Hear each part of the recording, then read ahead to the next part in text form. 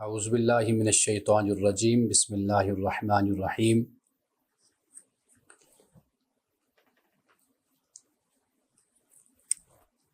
نکاح اور قرآن، اس پہ ہم نے گفتگو کرنی تھی۔ طبیعت کی خرابی سے پہلے یہ ٹاپک ہمارا طے ہوا تھا، تو آج ہم اسی موضوع پر بات کرتے ہیں قرآن پاک کی روشنی میں۔ قرآن مجید سے چند مقامات میں نے منتخب کیے ہیں، تو اس پہ میں آگے جا کر بات کرتا ہوں، لیکن سب سے پہلے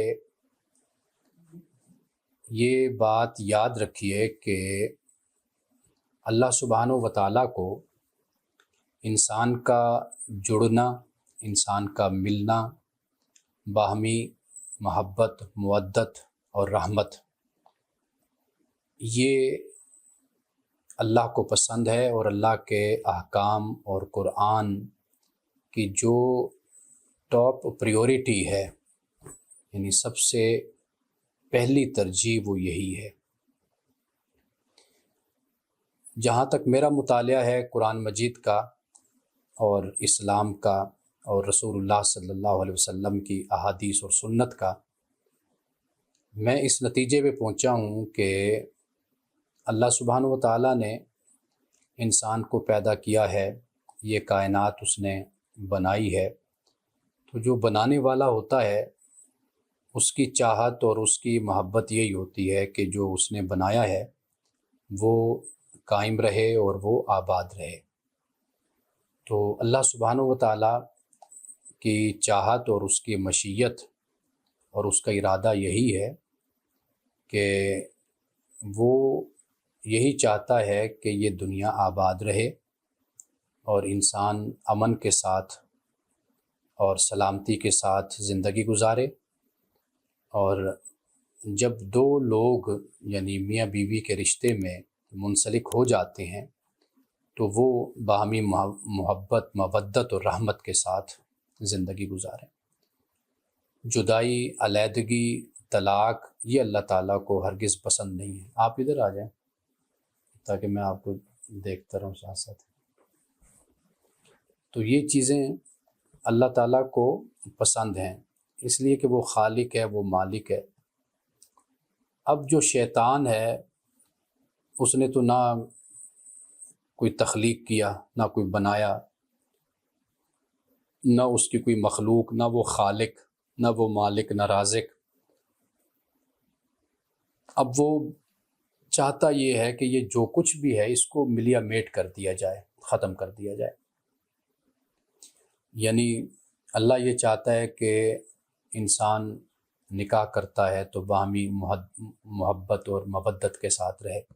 شیطان یہ چاہتا ہے کہ ان میں جھگڑا ہو، لڑائی ہو۔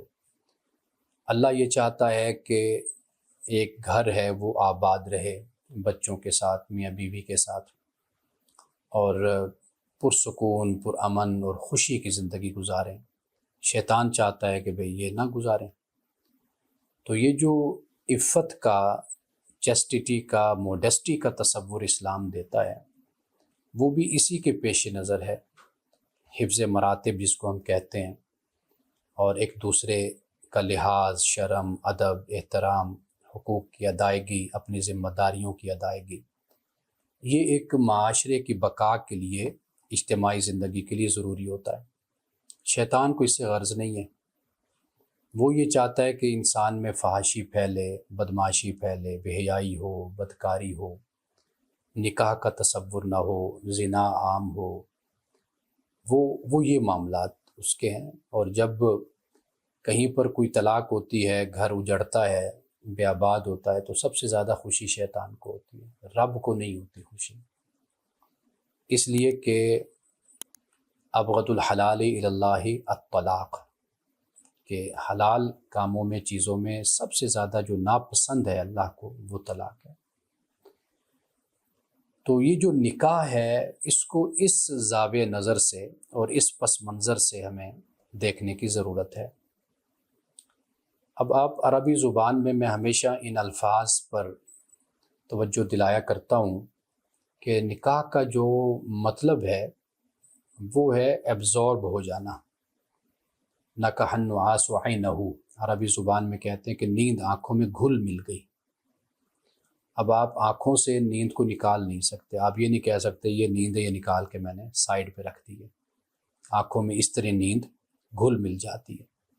تو اس کے لیے عربی زبان میں ہم نکاح کا لفظ استعمال کرتے ہیں. یہ جو رشتہ ہے زوجیت کا، یہ بہت ہی اس کائنات کا سب سے پہلا رشتہ اور سب سے خوبصورت رشتہ یہی ہے، خوبصورت ترین. آدم و حوا سب سے پہلے اسی رشتے میں ہی منسلک ہوتے ہیں. تو نکاح کا جو لفظ ہے اسی میں ہی یعنی اتنی خوبصورتی ہے، اس میں اتنی چاشنی ہے، اتنی اس میں محبت ہے اس میں، کہ اس کا مطلب ہی ایبزارب ہونا ہے، یعنی مکس اپ ہو جانا، گھل مل جانا. اور اسی طرح جب زوج کا لفظ عربی زبان میں استعمال کیا جاتا ہے، جسے اسپاؤس آپ کہہ سکتے ہیں، زوج کا مطلب بھی یہی ہوتا ہے کہ اگر ایک نہیں ہے تو آپ کی ذات مکمل نہیں ہے. تو اللہ نے آدم کو پیدا کیا تو آدم مکمل نہیں تھا، حوا پیدا ہوئی تو آدم مکمل ہوا. اسی طرح حوا نامکمل تھی، آدم تھے تو حوا مکمل ہوئی. تو عربی زبان میں اس کے لیے زوج کا لفظ کپل ہم بولتے ہیں. جیسے مثال کے طور پر کوئی چیز ہے کہ جو جوڑا ہوتی ہے، جیسے آپ کی ساکس ہیں، جرابیں ہیں، وہ جوڑا ہے. اب اگر ایک گم ہو جائے تو واضح بات ہے کہ دوسری بھی ناکارہ ہو جاتی ہے. اسی طرح جوتے ہیں، تو اگر ایک جوتا گم ہو جائے تو دوسرا ناکارہ ہو جاتا ہے. تو یہ جو الفاظ ہیں اگر ہم ان پر بھی فوکس کریں، توجہ کریں، یعنی زبان کے لحاظ سے، تو اس سے بھی ایک بڑی خوبصورتی اور ایک بڑی جسے کہتے ہیں کہ ایک مطابقت سی ہمیں نظر آتی ہے. تو یہ تو ایک بنیادی بات ہے جو میں نے بیان کر دی ہے. تو اب اس میری تمہید کو، پریمبل جو میں نے پیش کیا ہے، اس کو آپ نے ذہن میں رکھنا ہے. اب ہم جب آگے قرآن مجید کی آیات کو پڑھیں گے تو میں مزید پھر باتوں کو واضح کروں گا.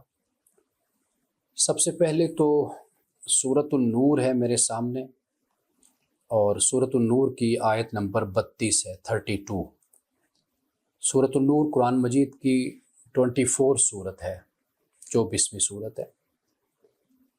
اب دیکھیے کہ جو نکاح ہے اس کو اللہ سبحانہ و تعالیٰ معاشرے کی ذمہ داری قرار دیتا ہے.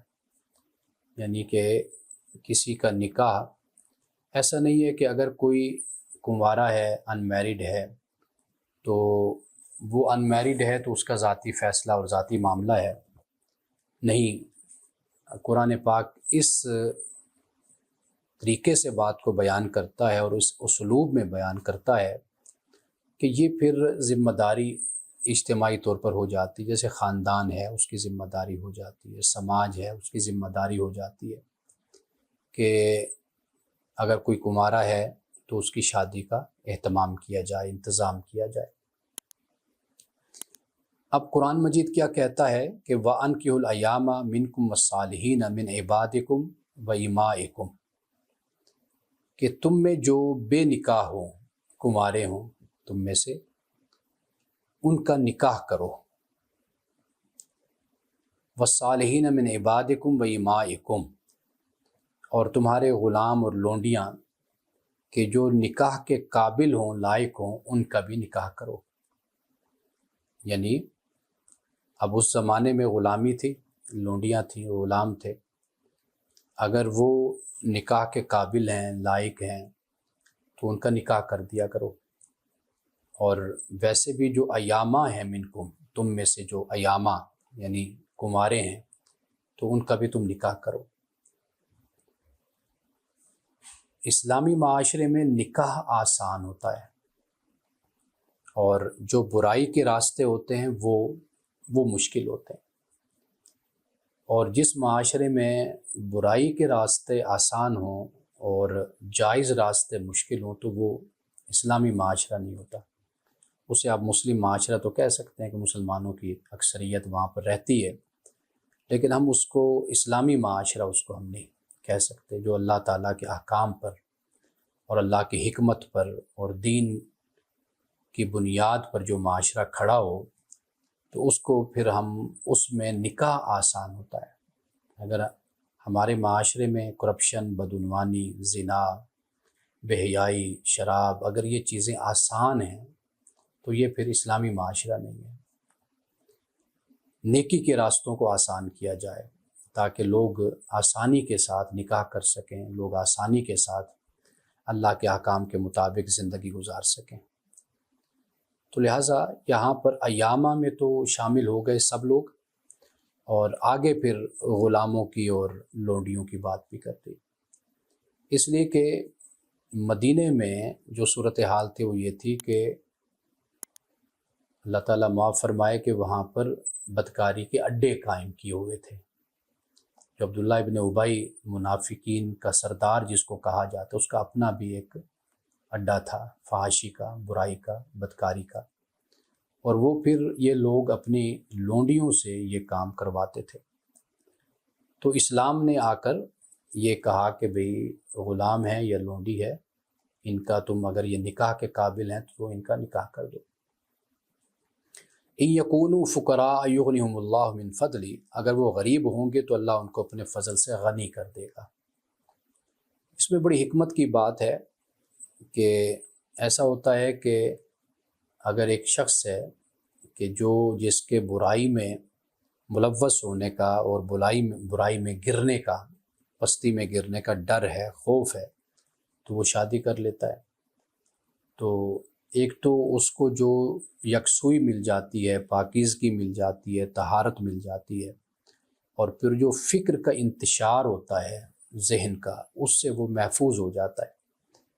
تو پھر اللہ سبحانہ و تعالیٰ ایسے شخص پر اپنی رحمت، اپنا فضل بھی نازل کرتا ہے، بھیجتا ہے، اس کی زندگی میں، اس کی کمائی میں، اس کے وقت میں برکت ہوتی ہے، اللہ تعالیٰ اس کو برکت سے نوازتا ہے۔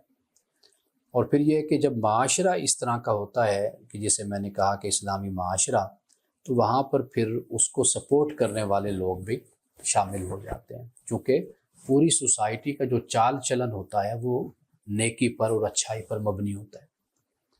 یہ ایسے ہی ہوتا ہے کہ قرآن نے کہا وَتَعَاوَنُوا عَلَى الْبِرِّ وَالتَّقْوَىٰ، کہ نیکی اور تقوی پر ایک دوسرے کا تعاون کرو، وَلَا تَعَاوَنُوا عَلَى الْإِثْمِ وَالْعُدْوَانِ، گناہ پر اور عدوان پر، حد سے بڑھ جانے پر اور زیادتی پر ایک دوسرے کا تعاون نہ کرو۔ تو یہ جب ایک اجتماعی معاشرہ ایسا وجود میں آتا ہے کہ جہاں پر پھر جو نیکی کرنے والا ہوتا ہے اس کا حوصلہ بڑھانے والے لوگ بھی ہوتے ہیں، اس کے ساتھ چلنے والے لوگ بھی ہوتے ہیں، اس کی ہمت بندھانے والے لوگ بھی ہوتے ہیں، اس کو معاشی طور پر سپورٹ کرنے والے بھی ہوتے ہیں۔ جب معاشرہ کرپٹ ہو، بدماشی پر مبنی ہو، تو پھر وہاں پر یہ ہوتا ہے کوئی نیکی کا قدم اٹھائے گا تو اس کے لیے پھر راستے میں بڑی رکاوٹیں ہوں گی، اور جو برائی کا راستہ اٹھائے گا اس کے لیے پھر بڑے لوگ اس کے ساتھ شامل ہو جائیں گے۔ تو یہ جب اللہ یہ فرماتا ہے نا کہ اگر وہ فقیر ہوں تو اللہ تعالیٰ اپنے فضل سے ان کو غنی کر دے گا، یہ اصل میں وہ معاشرہ اللہ تعالیٰ کی توفیق سے پھر غنی کر دیتا ہے۔ اللہ تعالیٰ نے جن کو نوازا ہوتا ہے، جن کو دیا ہوتا ہے، تو وہ پھر اپنے مسلمان بھائی کو سپورٹ کرتے ہیں، اس کی ہمت بڑھاتے ہیں، اس کے ساتھ کھڑے ہوتے ہیں۔ تو اس طرح اس کی شادی جو ایک نیکی کا وہ قدم اٹھاتا ہے، معاشرہ اس کو اس میں حوصلہ افزائی اس کی کرتا ہے، اس کا تعاون کرتا ہے، تو اس لیے یہ راستے آسان ہو جاتے ہیں۔ تو یہاں سے جو بات ہمیں سمجھ آتی ہے وہ یہ ہے کہ ایسے معاملات میں ہمیں دوسرے کی مدد کرنی چاہیے، نہ یہ کہ ہم برائی کے راستوں کو آسان کریں اور برائی کے راستوں کو کھولیں۔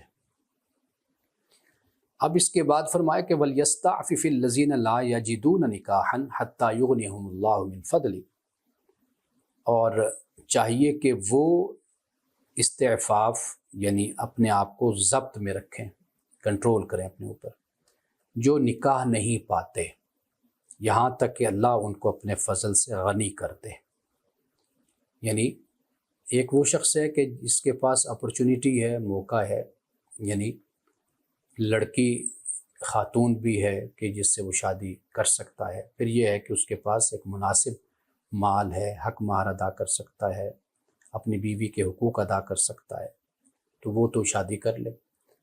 اگر ایسی صورت نہیں ہے تو پھر وہ اللہ تعالیٰ جب تک اس کو غنی نہیں کرتا، یعنی کوئی راستہ اس کے لیے نہیں بن جاتا، اس وقت تک وہ کیا کرے؟ استعفاف، اپنے آپ کو بچا کر رکھے۔ قرآن پاک نے ایک اور مقام پر اس بات کو بیان کیا ہے، وَأَن تَصْبِرُوا خَيْرٌ لَكُمْ، فرمایا کہ تم صبر کرو تو بہتر ہے تمہارے لیے۔ رسول اللہ صلی اللہ علیہ وسلم نے اس کے لیے روزے کو فرمایا کہ بھئی اگر ایک شخص کو مارا ہے تو وہ اپنی موڈیسٹی، اپنی عفت کی حفاظت کرنا چاہتا ہے، اپنے آپ کو گناہ سے بچانا چاہتا ہے تو پھر وہ روزے رکھے۔ روزہ جو ہے وہ انسان کی خواہش کو پہ ضرب لگاتا ہے، انسان کو چوٹ لگاتا ہے، اور اس کی وجہ کیا ہے؟ وہ یہ ہے کہ انسان جب ایک پورا دن پاکیزگی میں گزارتا ہے، طہارت میں گزارتا ہے، تو اس کا ایک اثر اس کی شخصیت پر ہوتا ہے، جس سے وہ اپنے رب کے قریب ہوتا ہے، گناہوں سے دور ہوتا ہے۔ حالت روزہ میں جب وہ کھاتا نہیں ہے، پیتا نہیں ہے، حالانکہ وہ روزہ نفلی ہے، اس کے لیے فرض بھی نہیں ہے، ٹھیک ہے نا جی، نفلی روزہ ہے، لیکن نفلی روزہ رکھ کر بھی وہ چھپ کر بھی کبھی بیٹھ کر پانی نہیں پیتا، کھاتا نہیں، تو ایک اللہ کا تصور، اس کی پریزنس جو انسی ہے خدا کی، وہ اس میں بیٹھ جاتی ہے، تو وہ گناہ سے اپنے آپ کو بچاتا ہے۔ تو رسول اللہ نے یہ فرمایا کہ جو شخص اگر اس کو اس بات کا ڈر ہے، ذالک لمن خشی العنۃ منکم، کہ بھئی وہ یہ بیان کر دیا گیا سورۃ النساء میں کہ وہ شادی کرنے کی استطاعت نہیں رکھتا، تو فرمایا کہ اس کو اگر ڈر ہے کہ وہ گناہ میں ملوث ہوگا تو پھر اسے چاہیے کہ وہ صبر کرے۔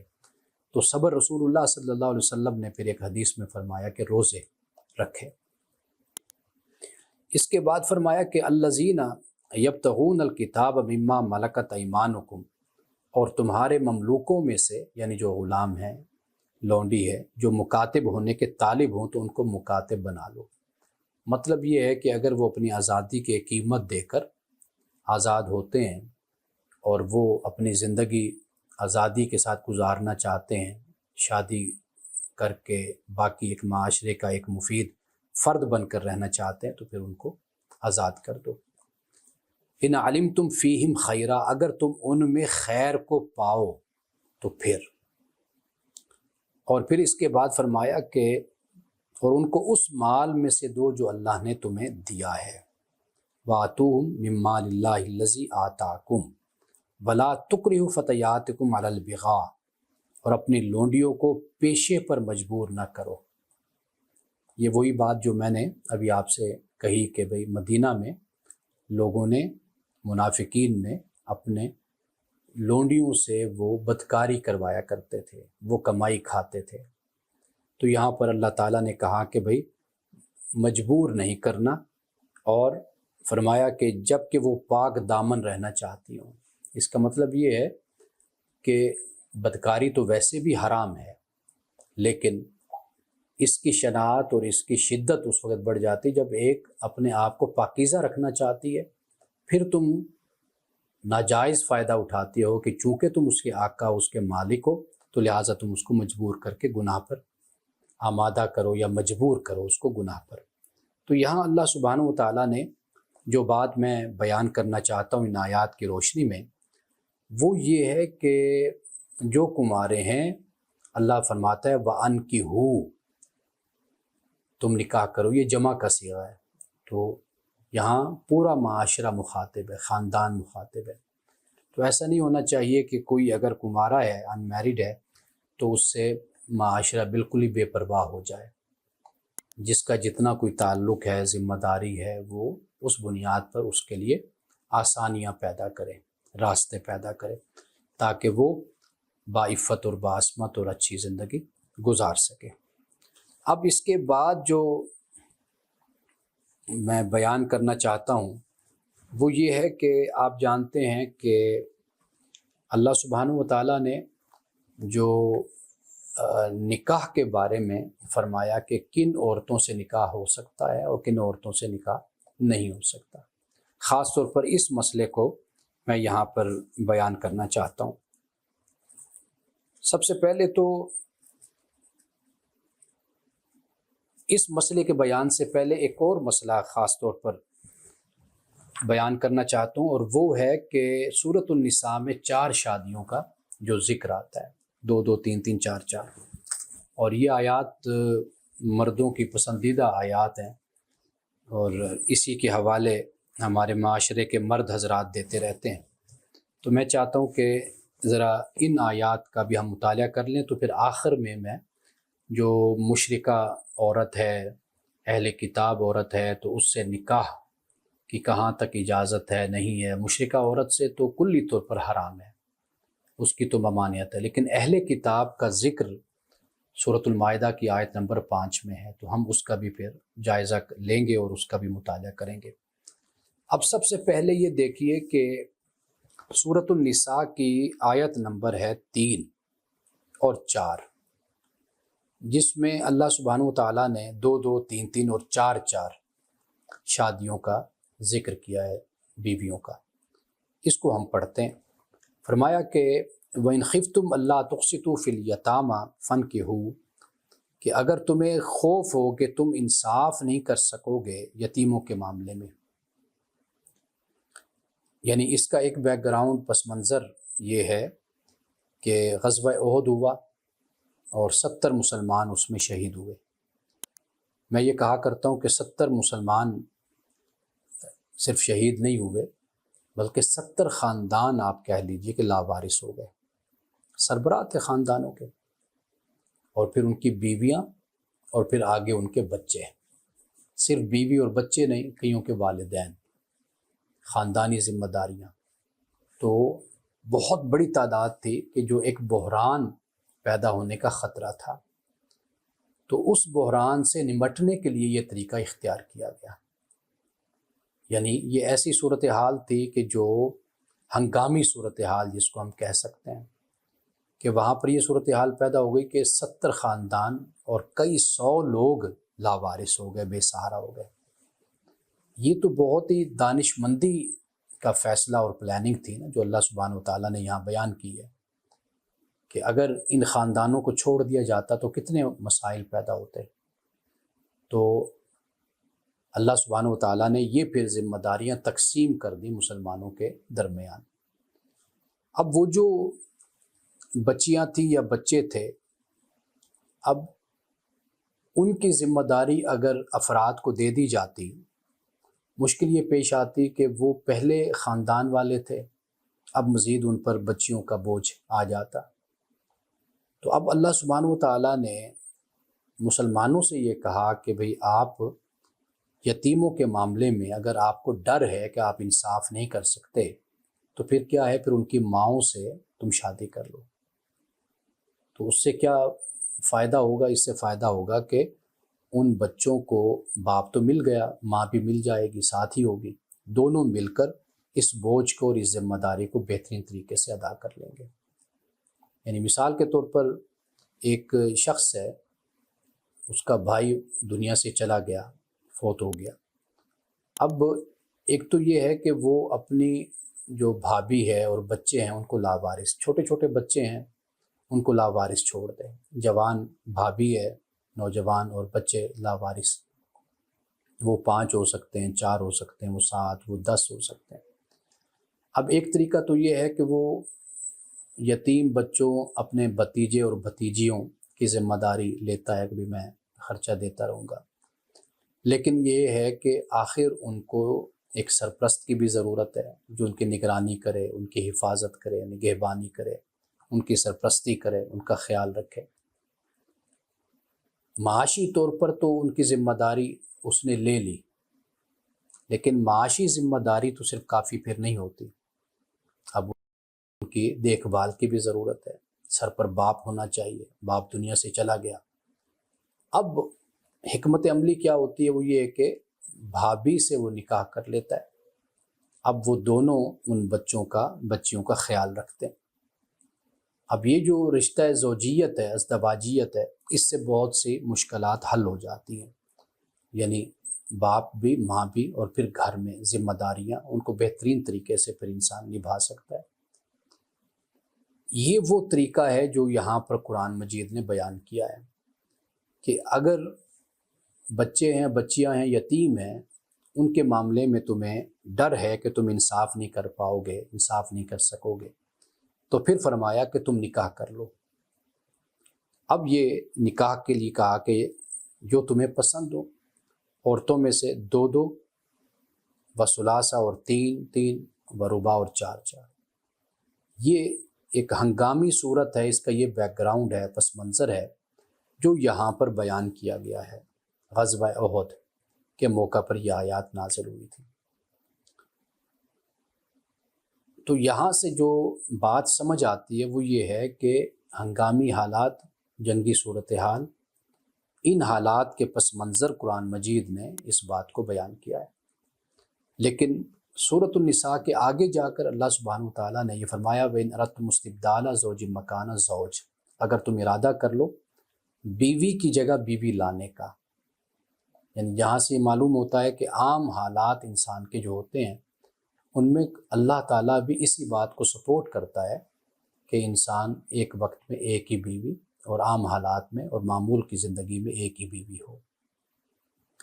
جہاں ہنگامی صورتحال ہے، جنگی صورتحال ہے، یا ایمرجنسی یا کوئی ایسے اور معاملات انسانی زندگی میں پیدا ہو جاتے ہیں، تو وہاں پر پھر یہ بیان ہو گیا کہ بھئی 2 3 اور 4 لیکن اب آپ یہ دیکھیے کہ اللہ سبحانہ وتعالی جو حساسیت ہمارے اندر پیدا کرتا ہے وہ کیا ہے؟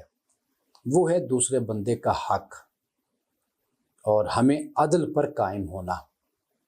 فرمایا کہ فَإِنْ خِفْتُمْ أَلَّا تَعْدِلُوا فَوَاحِدَةً، کہ اگر تمہیں ڈر ہو کہ تم عدل نہیں کر سکو گے تو فَوَاحِدَةً، تو پھر ایک، یعنی ہنگامی اور جنگی حالات میں بھی، غیر معمولی حالات میں بھی اگر آپ عدل نہیں کر سکتے نا تو پھر فرمایا کہ پھر ایک ہے۔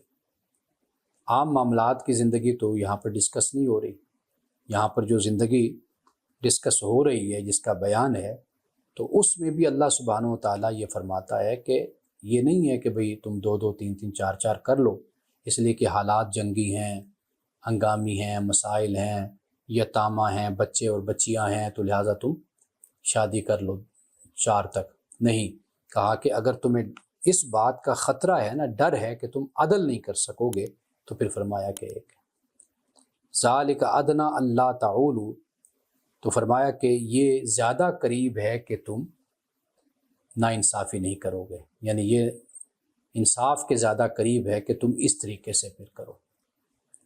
اب یہاں پر غالباً امام شافعی نے جو اللہ تعولو ہے، یہ عیال سے بھی لفظ استعمال ہوتا ہے، عیال داری جیسے ہم کہتے ہیں، اولاد، یعنی فرمایا کہ ذالک ادنیٰ اللہ تعولو، کہ یہ زیادہ قریب ہے کہ تمہارا خاندان نہیں بڑھے گا، تمہاری عیال زیادہ نہیں ہوگی اگر تم اسی پر ہی قائم رہو کہ ایک ہی تم شادی پر قائم رہو، ایک ہی بیوی پر، تو یہ جو ہے اس سے کیا ہوگا کہ تمہارے خاندان میں افراد کی تعداد نہیں بڑھے گی، تمہاری عیال داری زیادہ نہیں ہوگی۔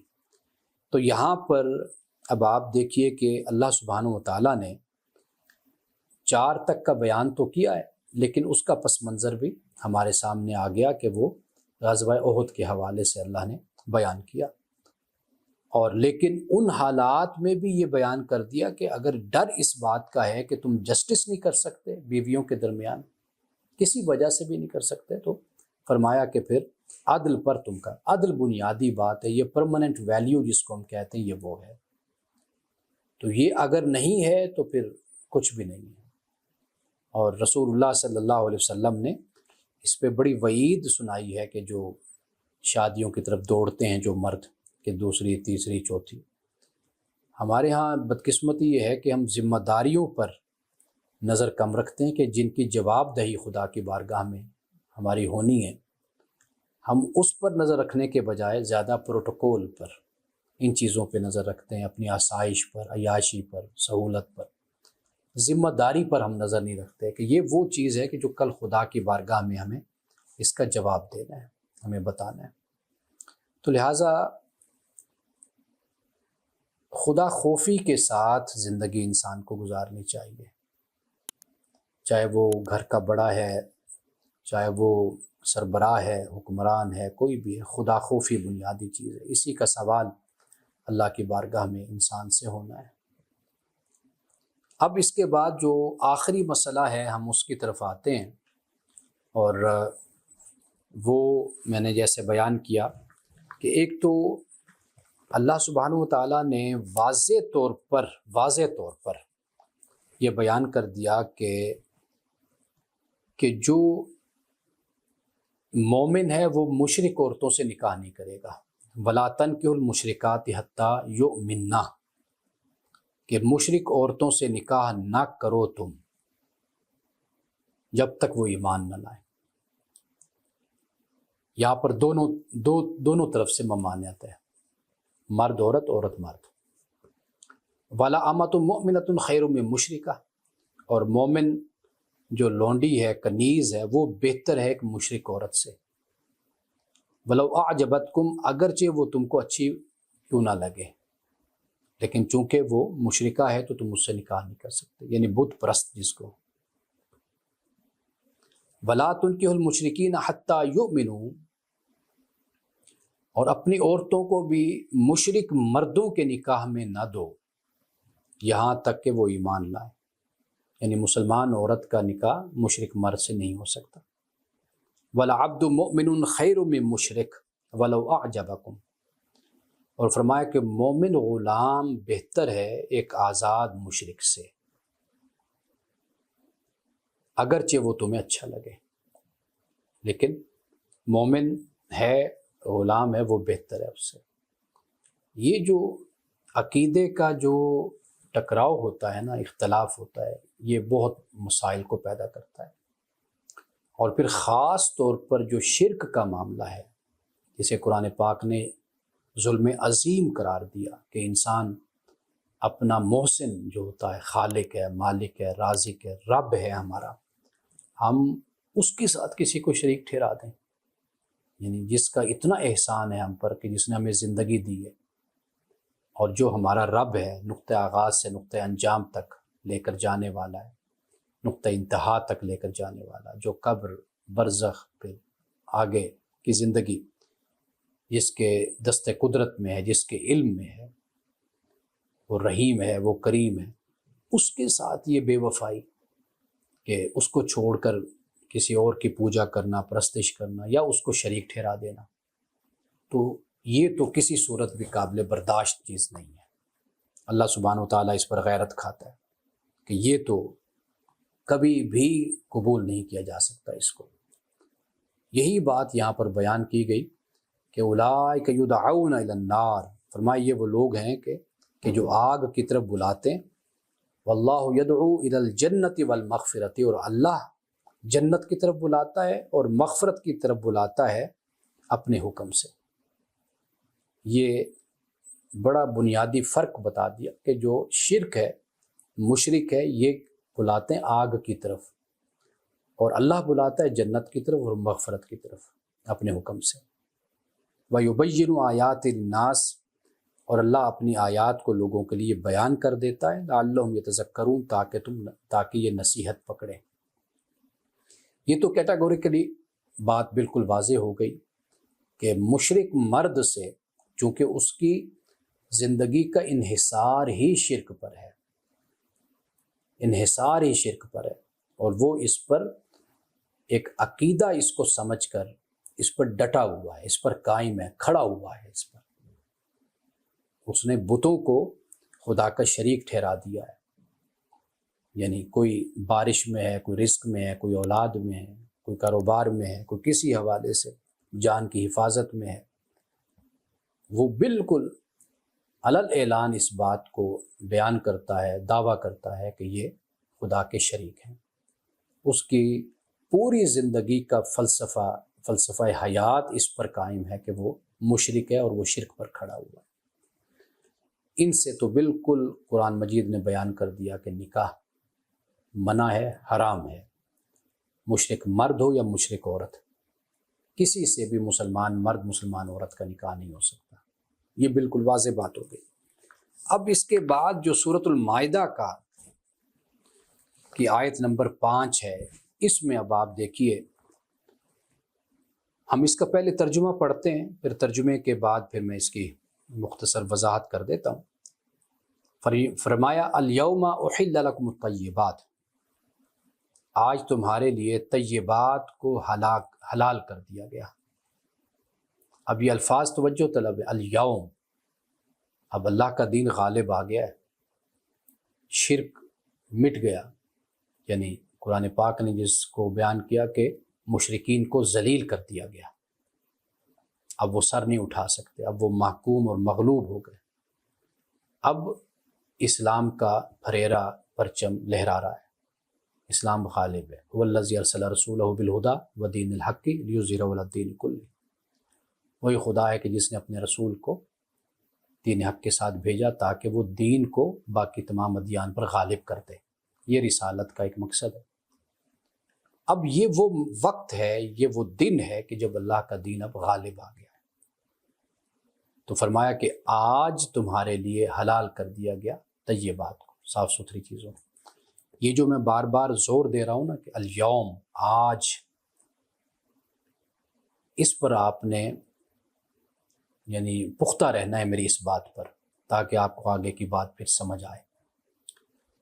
آج کہا کہ جب اسلام دنیا میں غالب ہے، دنیا میں کہہ لیجیے یا جزیرہ عرب میں، جزیرۃ العرب میں غالب، شرک کی سرکوبی ہو گئی ہے، مشرکین جھک گئے ہیں، یا تو جزیہ ہے یا ان کا خاتمہ ہے، ٹھیک ہے جی، یہ بات بیان کر دی گئی۔ لیکن عرب سے ان کو، یعنی مکہ سے اور مدینہ، یہاں سے تو ان کو نکال دیا گیا، خارج کر دیا گیا۔ اب یہاں پر جو فرمایا آج، اب کوئی اور صورت نہیں ہے، اب صرف اسلام ہے، اللہ کے رسول ہیں، صحابہ ہیں، غالب ہیں۔ فرمایا آج تمہارے لیے حلال کر دیا گیا طیبات کو، صاف ستھری چیزوں کو۔ وَطَعَامُ الَّذِينَ أُوتُوا الْكِتَابَ حِلٌّ لَكُمْ، اور اہل کتاب کا کھانا تمہارے لیے حلال ہے، اہل کتاب کا کھانا تمہارے لیے حلال ہے۔ وَطَعَامُكُمْ حِلٌّ لَهُمْ، اور تمہارا کھانا ان کے لیے حلال ہے۔ اب واضح بات ہے کہ اس سے مراد یہ نہیں ہے کہ وہ جو بھی کھائیں تو وہ حلال ہے، تو وہ بیان کر دیا گیا ہے سورۃ المائدہ میں پہلے کہ حلال کیا ہے، ضابطہ وہی ہے جو قرآن پاک نے بیان کیا ہے۔ والمحصنات من المؤمنات، اور تمہارے لیے حلال کر دی گئی کون؟ محصنات، ایک تو یعنی پاک دامن عورتیں جو ہیں مومن، ایک تو وہ حلال ہیں، یعنی ان سے نکاح مسلمان کر سکتا ہے اپنی یعنی مومنہ مسلمہ عورت سے۔ دوسرا فرمایا والمحصنات من الذین اوتوا الکتاب من قبلکم، اور پاک دامن عورتیں ان میں سے جن کو تم سے پہلے کتاب دی گئی، یعنی مسلمان عورت سے تو نکاح پہلے بھی جائز اور حلال تھا، وہ تو یہاں پر بیان بھی ہو گیا۔ پھر اس سے آگے کہا کہ جو اہل کتاب عورتیں ہیں لیکن وہ کیا ہیں؟ محصنات ہیں، پاک دامن ہیں، کیونکہ پاک دامنی اسلام کے قریب ہے۔ جب ایک اہل کتاب عورت سے نکاح مسلمان کرے گا تو پاک دامنی کی بنیاد پر، پاکیزگی اور طہارت کی بنیاد پر امکان اس کا زیادہ ہوتا ہے کہ وہ دین کی طرف متوجہ ہو جائے، اسلام کی طرف متوجہ ہو جائے، ایک بات۔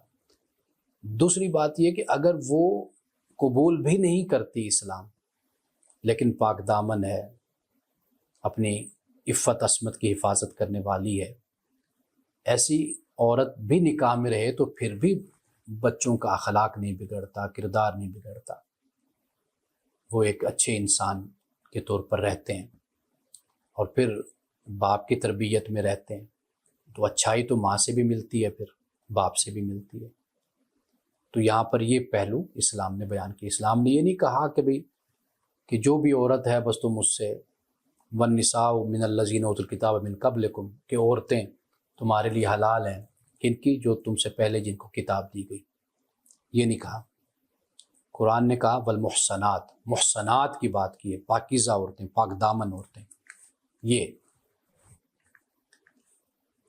اب ہمارا معاملہ یہ ہے کہ ہم اس بات کو تو لیتے ہیں کہ اہل کتاب عورت سے نکاح جائز ہے، لیکن یہ نہیں لیتے کہ محصنات بھی قرآن نے کہا ہے کہ با عفت با عصمت ہو۔ اب اس کے بعد فرمایا کہ اذا آتیتموہن، جب تم انہیں ان کے مہر دے دو. اب وہ جو اہل کتاب عورت ہے اس کا بھی مہر ہے، وہ بھی اس کو دینا ہے.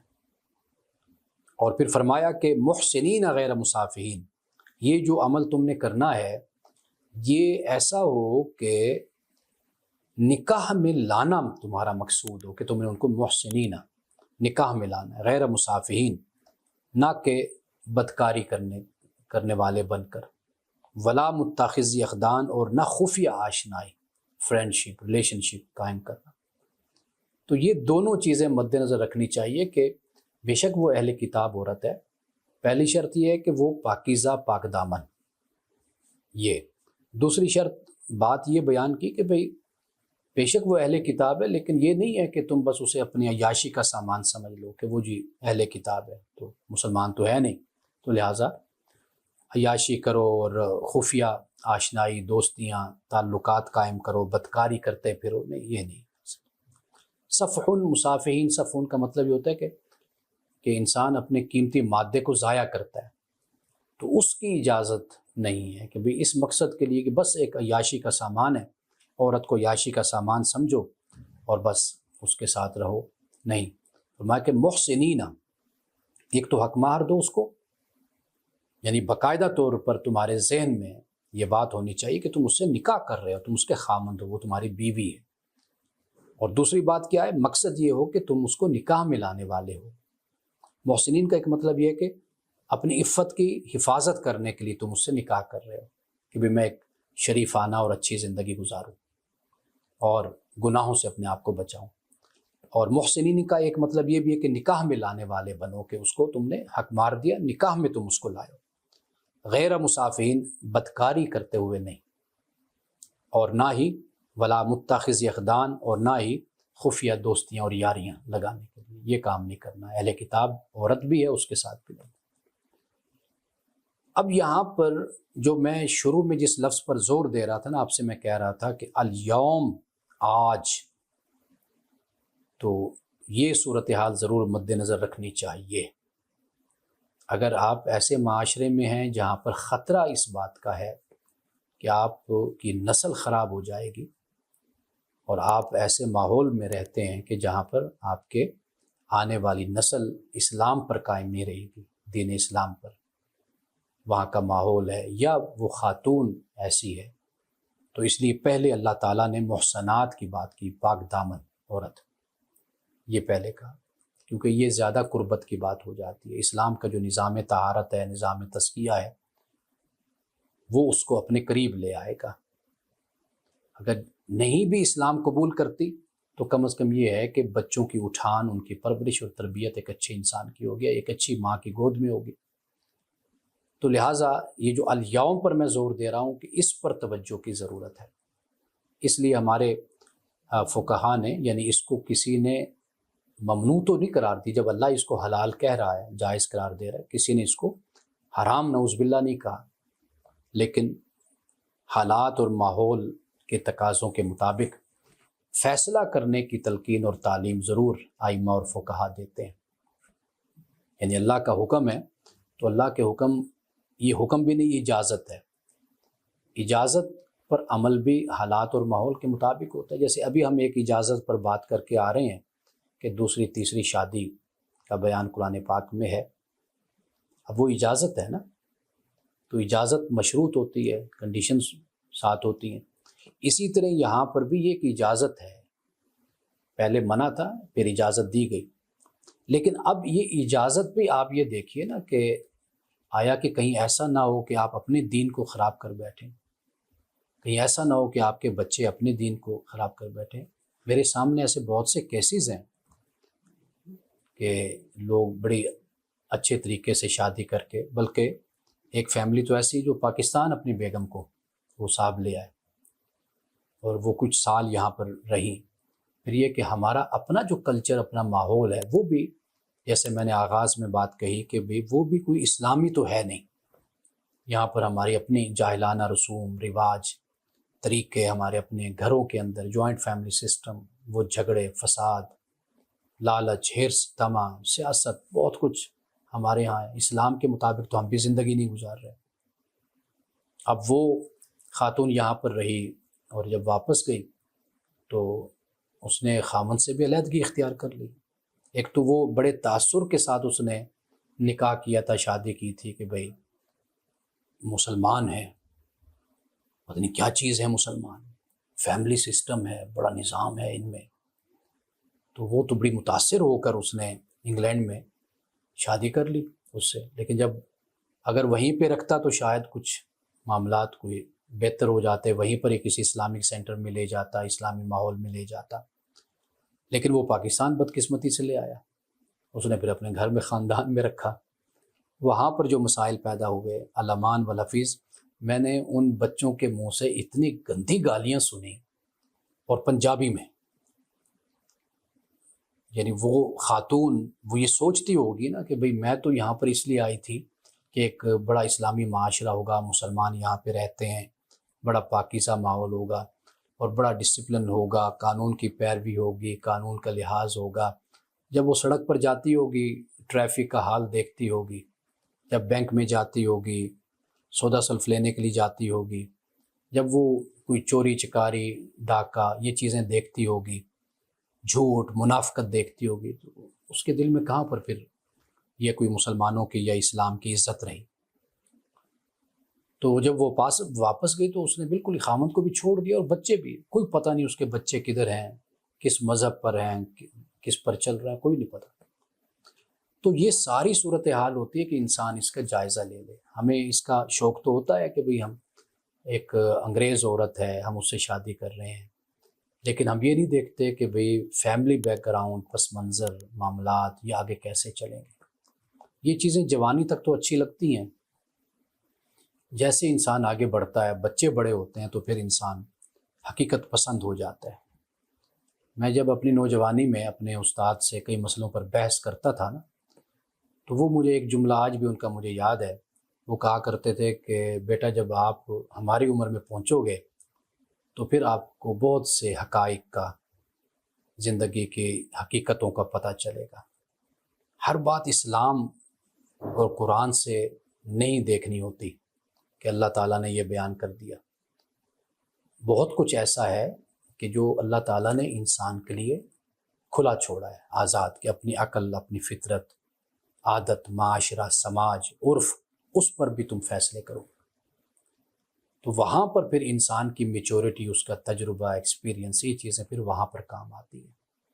جذباتیت سے ہٹ کر انسان فیصلہ کرے، سوچے، سمجھے۔ تو اللہ کے احکام برحق ہیں، جہاں حکم ہے سر تسلیم خم، جو اللہ کا حکم ہے وہاں پر سبمیشن ہے، اطاعت ہے، فرما برداری ہے۔ لیکن جہاں اللہ تعالیٰ نے انسان کو آپشن اور اختیار دیا ہے، اجازت دی ہے، تو وہاں پر پھر انسان کو سوچ سمجھ کر ہی اندھا دھند اپنی اجازت کو استعمال نہیں کرنا چاہیے۔ یہ ایسے ہی ہے کہ آپ کو اگر باپ پیسے دیتا ہے تو اس کا مطلب یہ نہیں ہوتا کہ آپ اس کو بیٹھ کر چند ہی منٹ اور گھنٹوں کے اندر بہا دیں پانی کی طرح۔ آپ نے اس کو اپنے حساب سے، طریقے سے اس کو استعمال کرنا ہوتا ہے، اختیار کرنا ہوتا ہے۔ یہ وہ چیز ہے جو ہمیں یہاں پر سمجھنی چاہیے مسلمانوں کو۔ عمومی حکم، عمومی اجازت موجود ہے، اس میں کوئی شک نہیں ہے، لیکن آگے جو معاملات ہیں، مسائل ہیں، اس لیے ہمارے ائمہ فقہا یہاں پر احتیاط سے بیان کرتے ہیں بات کو۔ غالباً حضرت ابن عباس یہ فرمایا کرتے تھے کہ یہ حکم وہاں پر ہے جہاں پر ایک اسلامی حکومت ہوتی ہے یا اسلامی معاشرہ ہوتا ہے، یعنی غالب وہاں پر مسلمان رہتے ہیں، اسلام نظر آتا ہے، تو وہاں پر اس کی اجازت دی گئی ہے، کیونکہ جب وہ اس معاشرے میں رہے گی تو وہ خود بخود ڈھلتی چلی جائے گی۔ ایسے معاشرے میں نہیں جو یہاں پر ہے، یہاں پر تو آنے والا الٹا بدظن ہو گیا، بدگمان ہو کر یہاں سے جاتا ہے، جیسے میں نے آپ کو بتایا صورتحال کا۔ تو اس لیے ہمیں چاہیے کہ دعوے کم کریں، عمل زیادہ کر کے دکھائیں۔ ہمارے ہاں سب سے بڑا مسئلہ یہی ہے۔ میں نے رات بھی فیس بک پہ ایک چھوٹی سی پوسٹ میں نے یہ لگائی تھی، اگر آپ کی نظر سے گزری ہو، تو میں نے وہاں پہ یہ لکھا کہ بھئی کوئی شہر ایسا آپ بتائیں جہاں پر بریلوی یا دیوبندی یا وہابی یا شیعہ کی اکثریت ہو، میجورٹی ہو، اور وہاں پر خوشحالی، امن روزگار غربت کا خاتمہ ہوا ہو، اور انہوں نے مل کہا ہو کہ نہیں، ہم نے اپنے اس شہر کو، اپنی سوسائٹی کو ہم نے کمال پہ لے کے جانا ہے، تعلیم میں، صحت میں، ہر لحاظ سے، آپ کو ایسی چیز نظر نہیں آئے گی۔ جہاں پہ کسی کی اکثریت ہے وہاں پر فساد پیدا ہو جاتا ہے۔ وہ چاہتا ہے کہ بھئی میرے نظریات کا غلبہ ہو، سارے اپنی سوچ، فکر، عقیدہ، نظریہ چھوڑ دیں، سارے میرے عقیدے پر آ جائیں زبردستی۔ تو اسلام تو شروع ہوتا ہے ویلفیئر سے، فلاح سے، ترقی سے، یہاں سے اسلام شروع ہوتا ہے۔ ہم اسلام کو شروع کرتے ہیں، یعنی اسلام تو یہاں سے شروع ہوتا ہے، ہم اپنی طرف سے جو سمجھتے ہیں ہم وہاں سے شروع کرتے ہیں۔ وہ سزائیں ہیں، وہ ٹکراؤ ہے، وہ تصادم ہے، وہ نفرت ہے، وہ مقابلے بازی ہے، وہ دباؤ ہے، وہ جبر ہے، وہ ظلم، ہم وہاں سے اسلام کے نام پر ہم یہ سب کچھ کرتے ہیں۔ تو ان آیات کو پڑھنا چاہیے، دیکھنا چاہیے، لیکن بہت ہی بصیرت اور گہرائی کے ساتھ اس کے نتائج تک، کانسیکوینسز تک ہمیں پہنچنا چاہیے۔ اگر آپ سوسائٹی کا اگر مقابلہ کرتے ہیں تو پھر وہ سوسائٹی یہاں کی سوسائٹی سے بہتر نظر آتی ہے، کہ وہاں پر کوئی ڈسپلن، کوئی قانون، وہاں کے رہنے والے پاکستانی یا مسلمان یا انڈین جو بھی ہیں وہ بھی وہاں پر ایک ڈسپلن کے تحت زندگی گزارتے ہیں۔ یہاں پر آنے والا تو متاثر نہیں ہوتا۔ یہ مسائل ہمارے ہاں ہیں، تو اجتماعی طور پر ہم لوگوں کو اپنے معاشرے کو اسلامی خطوط پر قائم کرنا چاہیے، تاکہ کوئی آئے تو وہ آئے تو واقعی متاثر ہو کہ ہاں یار یہ اسلامی معاشرہ ہے، یہ واقعی مسلمان ہیں۔ تو ہمیں اپنے آپ کو بہت بہتر طور پر انسان بنانا چاہیے، اور ہمیں دیکھنا چاہیے کہ ہم کس طرح کے لوگ ہیں۔ اب اس کے بعد کچھ احادیث بطور تبرک کے آخر میں ہمیشہ ہم پڑھتے ہیں۔ آج کی حدیث ہے بے حیائی کی بات سن کر پھیلانے کی مذمت۔ باب من سامع بفاحشۃ فافشاہا۔ یہ حضرت علی بن ابی طالب رضی اللہ تعالی عنہ سے یہ روایت ہے۔ وہ فرمایا کرتے تھے، یعنی حضرت علی فرماتے تھے، القائل الفاحشۃ، بے حیائی کی باتیں کرنے والا، والذی یشیع بہا، اور جو اس کو پھیلاتا ہے، فی الاسم سواء، فرمایا دونوں گناہ میں برابر ہیں، گناہ میں دونوں برابر ہیں۔ بے حیائی کی باتیں کرنے والا ایک شخص ہے کہ اس نے بیٹھ کر بات کر دی ہے، دوسرا اس بات کو لے کر پھیلاتا پھر رہا ہے۔ ایک شخص ہے، اس سے کوئی غلطی ہو جاتی ہے، اگر بند کمرے میں کوئی دیکھتا ہے کہ وہ کوئی گناہ کر رہا ہے، اس پر کوئی لازم فرض نہیں ہے اب جا کر مخلوق خدا کو بتاتا پھرے اور جا کر مقدمے دائر کرتا پھرے۔ پردہ ڈالے، اس کو تلقین کرے، اس کو تعلیم دے، اس کو سمجھا دے۔ یہ خیر خواہی کا طریقہ یہی ہے، ہمدردی کا، اس کی اصلاح کر دے۔ تو اس لیے بے حیائی کی بات کرنے والا اور جو اس کو پھیلاتا ہے، فرمایا دونوں گناہ میں برابر ہے۔ یہ حضرت شبیل بن عوف سے یہ روایت ہے۔ انہوں نے کہا کہ یہ کہا جاتا تھا جس نے بے حیائی کی بات سنی پھر اس کو پھیلایا، وہ ایسے ہے جیسے وہ اس برائی کو ظاہر کرنے والا ہے۔ تو لہٰذا قرآن پاک نے جو یہ فرمایا نا، ان الذین یحبون ان تشیع الفاحشۃ فی الذین آمنوا، کہ بے شک جو لوگ پسند کرتے ہیں فاحشہ کو کہ وہ پھیلائیں ایمان والوں میں، تو ان کے لیے کہا کہ دردناک عذاب ہے۔ ان تشیع الفاحشہ، فاحشہ کو پھیلانا، یعنی بیٹھ کر چوکوں پہ، سڑکوں پہ، میڈیا پہ، فیس بک پر اور ٹویٹر پر اور ادھر ادھر ایک بندے کی بات کو ایسا لے کر بس عام کر دینا، یہ بہت بڑا گناہ ہے، بہت بڑا گناہ ہے۔ اوئے ہوئے، اس کی جو سنگینی ہے نا، اگر ہم قرآن پڑھیں، حدیث پڑھیں، تو ہماری زندگی کے اعمال کو برباد کرنے کے لیے ایک بات ہی اور ایک کام ہی کافی ہے۔ کچھ بھی نہیں بچتا، سب کچھ جل جاتا ہے، سڑ جاتا ہے سب کچھ، اور یہ آئے روز ہم دیکھتے ہیں، اور اس کو بڑے ہی فخر کے ساتھ پھیلایا جاتا ہے، بیان کیا جاتا ہے۔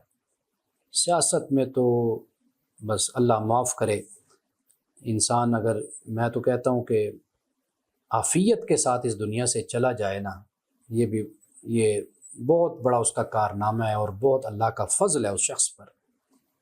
سیاست ہے، مذہب ہے ہمارے ہاں جس طریقے سے آج پیش ہو رہا ہے۔ حضرت عطا بن ابی رباح سے روایت ہے، ان کا موقف تھا کہ زنا کی تشہیر کرنے والے کو عبرتناک سزا دی جائے۔ وہ کہتے کہ ایسا شخص فحاشی پھیلاتا ہے۔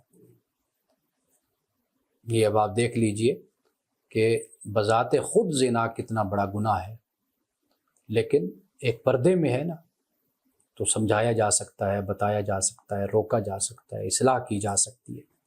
لیکن اسلام نے اس کا نصاب بیان کیا ہے، یعنی 4 لوگ گواہ ہوں، اگر 3 ہیں، ایک نہیں تو تینوں کو سزا ہوگی۔ یہ بات ذہن میں رکھی، 4۔ اس پر بند ڈال دیا گیا کہ ایک شخص ہے جو بند کمرے میں بیٹھا ہوا ہے، 4 دیواری میں، تم اسی برائی کو پورے معاشرے میں پھیلا رہے ہو، وہ زیادہ خطرناک ہو جاتا ہے۔ وہ جس نے کیا، رسول اللہ صلی اللہ علیہ وسلم نے فرمایا کہ مجھ تک جب کوئی تمہارا کیس پہنچے گا تو میں اللہ کے حکم کے مطابق تمہیں سزا دوں گا، لیکن اگر بند کمرے میں ہو تو تم جانو تمہارا خدا جانے، وہ تمہارا خدا کے ساتھ معاملہ ہے۔ تو یہ باتیں کاش ہم مسلمان بھی یاد کریں، یاد رکھیں۔ آخری روایت میں بیان کر رہا ہوں، سیدنا علی رضی اللہ تعالی عنہ سے روایت ہے، انہوں نے فرمایا کہ تم جلد باز، باتوں کو پھیلانے والے اور راز فاش کرنے والے نہ بنو، کیونکہ تمہارے بعد مصیبت میں ڈالنے والی آزمائش ہوگی اور فتنوں کا ایسا طویل دور ہوگا جو انسان کو دبا کر رکھ دے گا۔ یہ وہی اس زمانے پر اپلائی یہ بات ہوتی ہے، جلد باز، باتوں کو پھیلانے میں۔ کوئی برداشت کر لو، تم نے سن لی، تمہیں کس نے کہا کہ تم پر فرض ہے کہ یہ واٹس ایپ کا میسیج تم تک پہنچا، اب تم نے آگے ضرور اس کو بھیجنا ہے دوسروں تک؟ کوئی ضرورت نہیں ہے، ختم کر دو اس بات کو، وہیں پر ہی دفن کر دو۔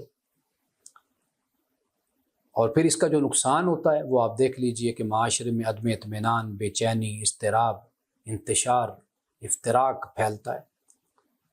جلد باز، باتوں کو پھیلانے والے اور راز فاش کرنے والے نہ بنو، کیونکہ تمہارے بعد مصیبت میں ڈالنے والی آزمائش ہوگی اور فتنوں کا ایسا طویل دور ہوگا جو انسان کو دبا کر رکھ دے گا، تباہ کر کے رکھ دے گا انسان کو۔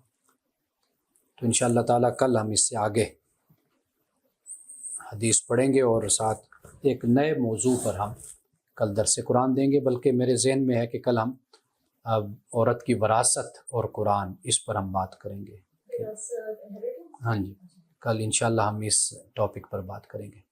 بارک اللہ لنا ولکم فی القرآن العظیم ونفعنا وإیاکم بالآیات والذکر الحکیم، صدق اللہ العظیم۔